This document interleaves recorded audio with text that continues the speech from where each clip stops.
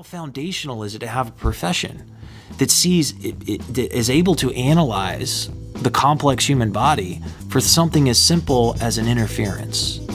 You know, we have patterns that are created when there's interferences. We're looking for patterns, we're looking for stuckness, and using the least amount of the most effective force to communicate a corrective intent through touch with congruent, focused intent through touch to facilitate a process that begins a process of self-healing, of removing interferences. I mean, it's a foundational thing and it's beautiful. And if the profession loses the grasp of the obvious and gets caught in the weeds of the details, then we're going to start chasing back pain and headaches because that's been peer reviewed. And we're going to get away from the bigness of what this profession has to offer. It's a gift. It's a very, very, very special gift to the world to have a profession dedicated to analyzing human systems for interference between the brain, spinal cord, and the body, back and forth, and using an initiation process to begin self-healing. You know, part of this whole thing is the body is always working to heal itself. Sometimes it gets stuck, and we're able to catch that. I mean, what kind of a gift is this? This is beautiful. If we lose the principles, we lose the gift. Yes. It's way bigger than headaches and back pain. Now, I'm going to sanctify the headache and back pain doctors. There are people in this world that are not ready for any type of chiropractor other than a headache and back pain chiropractor. So the fact that headache and back pain chiropractors exist are going to grab those people. I hold high vision that collectively as a species, we all have a tendency through time and generation to evolve. And I think we'll be more about the bigness. Headache, back pain, yeah, that's a small fraction of it. We got you on that, no worries. But we also are going to increase the overall optimization for your essence, for your consciousness, your soul, whatever you're comfortable calling it, to fully express itself through your body. It gets bigger, and the principles are what keep it grounded in the bigness. Absolutely. I couldn't agree more with that, Zach.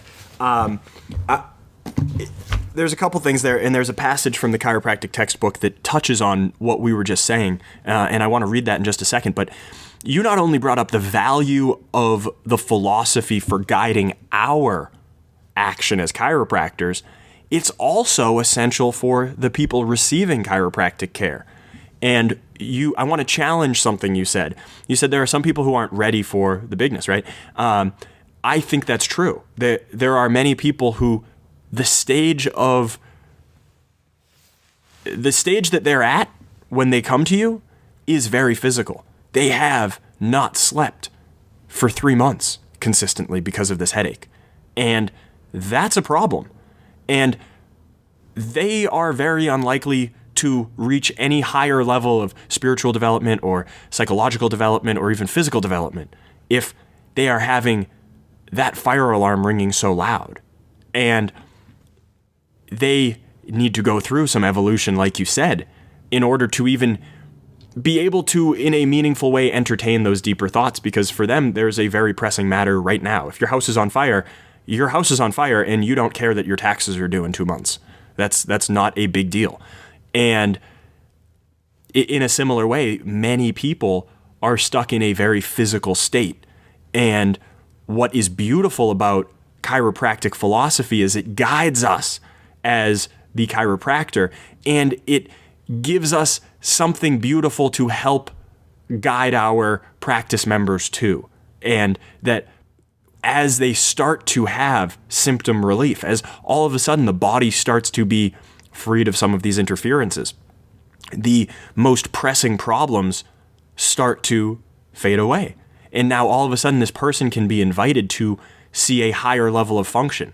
And first, you can see deeper levels of function in the body. Not only do you not have a problem, right, that headache, but now you realize, wait, my digestion has gotten better. My sleep has gotten better. So those are physical, functional gains.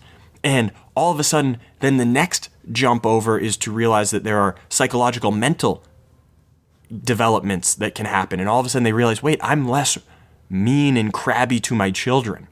Wow, I started making passionate love to my wife again. I started having just more energy and enjoyment and feeling brighter and happier. Those are some mental, emotional changes that start to happen. And then the highest level is they might start to realize I started praying. I started having a relationship with my Creator in a way that I was closed down to over the past 20 years.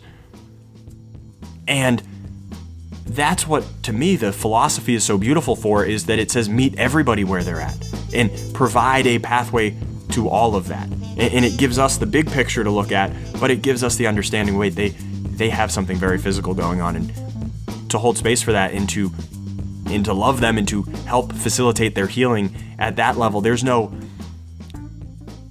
nothing small about that.